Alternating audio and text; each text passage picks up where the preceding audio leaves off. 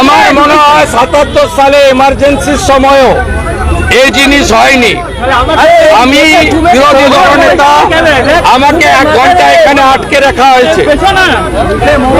আমার সিকিউরিটিকে, পিএসওকে কলকাতা পুলিশের লোকেরা বললো অপেক্ষা করুন, জেনে আসছি, আর জেনে আসেনি। আর আমি মমতা বন্দ্যোপাধ্যায়ের মতো ভাঙচুর মারপিটের রাজনীতি করি না। আমি বেড়া নিজে হাত লাগাইনি।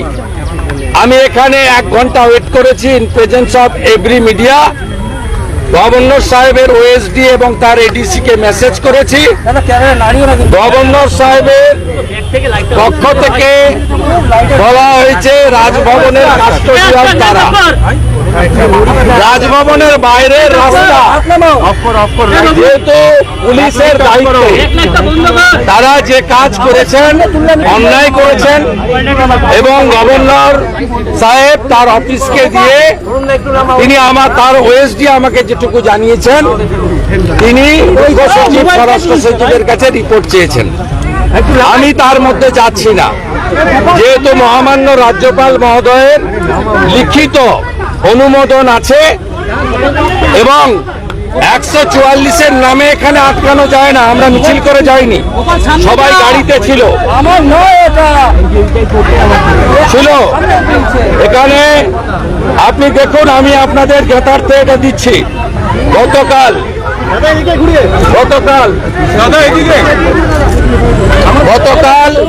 Governor office 200 victim with LOP. They written allowed us, but under the leadership of Mirat Khalid, কে আছে জানি না, ওর নামটা আমি উচ্চারণ করতে পারি না, ওনার নেতৃত্বে বিনীত গোয়েলের নির্দেশে, মমতা ব্যানার্জির নির্দেশে আমাদের আটকানো হয়েছে এবং এখানে ভিকটিমরা আছে। দেখুন হাত ভাঙা, দেখুন ভাইয়ের মাথা দিতে বল, অবস্থা বাংলায় দেখুন। আমরা এই পশ্চিম বাংলায় নির্বাচনের পরে কেন্দ্রীয় বাহিনী থাকা সত্ত্বেও তাদেরকে রাজ্য পুলিশ ব্যবহার না করে হাজার হাজার সমর্থকদের উপরে অত্যাচার করা হচ্ছে। আর সাংবিধানিক প্রধানের কাছে তার লিখিত অনুমোদন সত্য জ্ঞাপন দিতে দেওয়া হচ্ছে না, তথ্য দিতে দেওয়া হচ্ছে না। আমি আমার পক্ষ থেকে রাজ্যপালকে লিখিতভাবে মেল করেছি। ভিকটিমদের পক্ষ থেকে মামনি দাস তিনি লিখিত কমপ্লেন করেছেন। আমরা উচ্চ আদালতের হস্তক্ষেপ চাইব এবং কলকাতা পুলিশের বিরুদ্ধে দৃষ্টান্তমূলক ব্যবস্থা যাতে না হয় তার জন্য আমরা করব। এবং মমতা ব্যানার্জিকে বলে রাখি, একটা ডেপুটেশন ভিতরে দিয়ে আমাদের প্রতিবাদের আওয়াজ যতটা না সোচ্চার হতো, আপনার পুলিশ আপনার নির্দেশে স্বাধীনতার পরে যা হয়নি প্রথমবার করলেন। আপনি শুনে রাখুন, আমরাও 2,35,00,000 মানুষের ভোট পেয়েছি। আমাদের সঙ্গে 39% ভোটারের প্রত্যক্ষ সমর্থন রয়েছে। তাই আপনি পারেন না এইভাবে আপনার পুলিশকে ব্যবহার করতে। এই লড়াই আরো তীব্র হবে এবং ধন্যবাদ মমতা পুলিশকে। তারা আজকে আমাদেরকে এখানে আটকে দিয়ে, আমাদেরকে ঢুকতে না দিয়ে গোটা পশ্চিমবঙ্গের জনগণকে, যারা তৃণমূলকেও ভোট দিয়েছেন, তারাও মমতা ব্যানার্জির ফ্যাসিবাদী চরিত্র এবং তার যে প্রতিহিংসা পরায়ণ নিষ্ঠুর ভাবমূর্তি, সেটা জনগণ আজকে দেখতে পেল। আমরা পরবর্তী পদক্ষেপ যা করার করব। গভর্নরের কাছে আমরা একদম ঘটনা, লিখিতদের তালিকা, ছবি প্রত্যেকটা জায়গায় আমরা নিয়ে এসেছিলাম এবং নিশ্চিতভাবে আমরা পরবর্তীকালে, যেহেতু আমার জনস্বার্থের মামলা হাইকোর্ট গ্রহণ করেছেন, 18 তারিখে শুনানি করবেন প্রধান বিচারপতির, মাননীয় প্রধান বিচারপতির বেঞ্চ, সেখানে আমরা যা করার করব।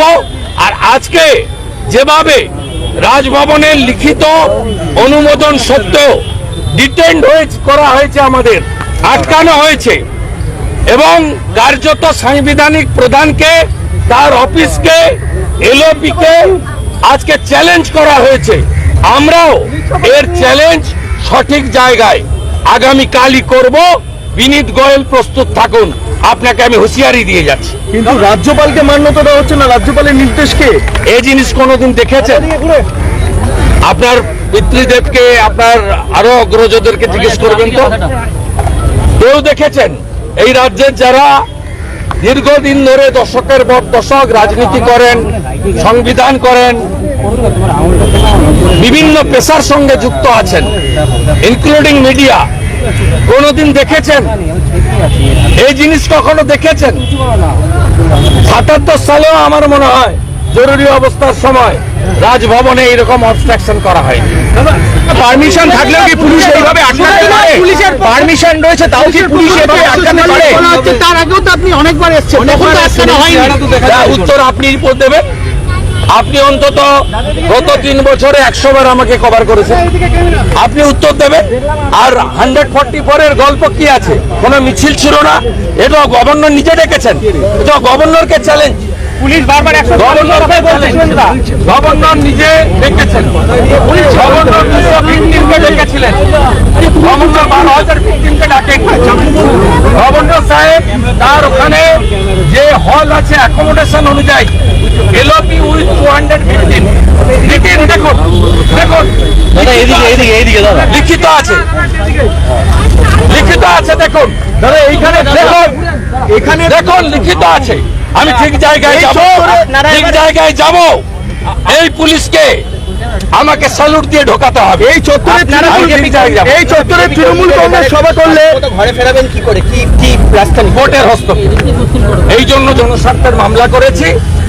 এই জন্য 2021 সালে যেভাবে ফিরিয়েছিলাম, এরা মোটা ভাত, মোটা কাপড় নিয়ে থাকবে কষ্টে, এদের সম্মানের সঙ্গে বাড়ি ফেরাবো। তারপর যদি আক্রমণ করে, যেভাবে বিগত দিনে আক্রমণ উঠেছে, ভবিষ্যতে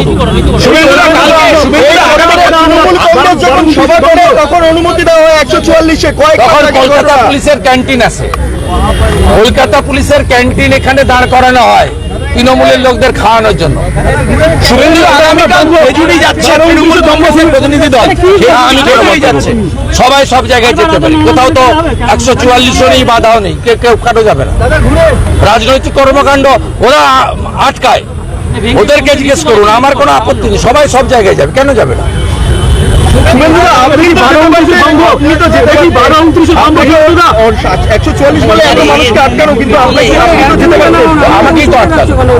আপনি তো প্রথম থেকে আছেন আমার সঙ্গে। আমি এখানে 4:30, 4:35 আমাকে তখন এসে একজন আমার পিএসওকে বললেন, আমি জিজ্ঞেস করে আসছি, উনি জিজ্ঞেস করে আর ফিরে আসেননি। আর আমি মমতা ব্যানার্জির মতো ধ্বংসের রাজনীতি করি না। আমি এটাকে ভেঙে সরিয়ে, পরেরটাকে ভেঙে সরিয়ে আমি নয় ঢুকতে পারতাম, নয় আমাকে ভেঙে নিয়ে যেত লালবাজার। আমি আইন ভাঙবো না। আমি এখানে আমার গাড়ি এনেছি, আমি ল অ্যাবাইড করি, আমি রেসপন্সিবল পোস্ট হোল্ড করি, আমার পেটে শিক্ষা দীক্ষা আছে। আমি মমতা ব্যানার্জির মতো নিম্ন মেধার অশিক্ষিত অর্ধশিক্ষিত নই। আবার আঙুলটা তোলে। আমার পিএসওকে কলকাতা পুলিশের একজন সাদা ইউনিফর্মে ছিলেন, বললেন আমি জিজ্ঞেস করে বলছি। আমি কন্টিনিউয়াস 45 মিনিট ওয়েট করেছি, উনি জিজ্ঞেস করে আর ফিরে আসেননি। তারপরে গভর্নর সাহেবকে জানিয়েছি, গভর্নর সাহেবের অফিস থেকে বলেছেন যে ওনারা গেট পর্যন্ত পাঠিয়েছিলেন কাউকে, গেটে যেহেতু আমি গেট পর্যন্ত পৌঁছাতে পারিনি, তার 100 মিটার আগে আটকে দিয়েছে, আমাকে আরো বেশি হবে। তা ওনারা বললেন যে বাইরে রাস্তার তো কাকে আটকাবে, কাকে ছাড়বে পুলিশের, ওটা তো গভর্নর রাজভবনের নয়। ন্যাচারালি তাদের এখানে কিছু করার নেই, দে আর হ্যান্ড টু মাউথ। আমি যেখানে যাওয়ার যাব, এবং আমি বাধ্য করাবো ভিকটিমদের আর্তনাদ প্রশাসনিক প্রধানের কাছে পৌঁছে দিতে, আমি বাধ্য করাবো। সেন্ট্রাল ফোর্স না থাকলে তখন দেখে নেবে, এরকম বলেছে আমাদের। देखिए क्या देखिए, ये तो 8 दिन पहले हुआ। देखिए अभी भी क्या हालत है। इनको क्या सिर्फ वोट देने के लिए मारा गया था? उनको पूछिए ना, मुझे पूछ रहा है। दादा एक तो এদিকে তাকিয়ে বলুন, কেন আপনাকে মারা গেল? কেন? কিছু জানি না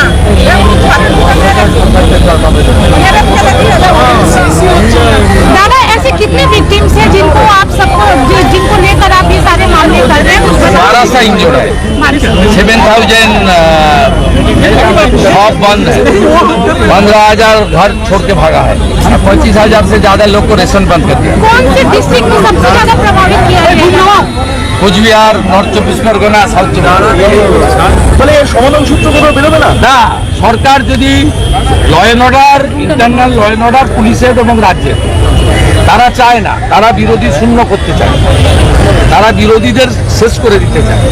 এবং আমরা যে 2,35,00,000 মানুষের ভোট পেয়েছি, 39% ভোট, বিরাট সমর্থন, বিরাট অংশের ভোটারের ভোট, এরা চায় একেবারে বিরোধীদের শেষ করে দিতে, নইলে বিরোধী দলনেতাকে এইভাবে রাস্তায় আটকায় না। ভিকটিমদের সঙ্গে গভর্নর সাহেব নিজে অনুমতি দেওয়ার পরেও ঢুকতে দেন না। আপনি কি আইনি পদক্ষেপ নেবেন? আমি আগামীকালই, আপনি বিরোধী দলনেতা হয়ে আপনাকে এইভাবে আটকানো হচ্ছে, যে আটকেছে তাকে প্রশ্ন করুন। এখানে কি আইনের শাসন নয়, শাসকের আইন চলে? এটা তো NHRC 2021-এ বলে দিয়ে গেছে। যা করছেন ভালো করছেন, 99.5 মমতা ব্যানার্জিকে ধন্যবাদ। ভিতরে ডেপুটেশন দিলে যতজন মানুষ না জানতেন, বাইরে এই 1.5 ঘন্টা 2 ঘন্টা ধরে যা করলেন, পশ্চিমবাংলার আপনাকে যারা ভোট দিয়েছে তারাও দেখে নিল যে আপনি কি ধরনের জিনিস। এটা কি আগামী বিধানসভার আগে এরকম ভাবে আটকে দেওয়া মানে কি আপনাদের কিছুটা হলেও ব্যাকফুটে ফেলে দেওয়া? আমরা ফ্রন্ট ফুটে চলে গেলাম, ব্যাক ফুটে কেন যাব? রাজভবনে বিরোধী দলনেতা ভিকটিমদের আটকাচ্ছে, ব্যাক ফুটে যাব কেন?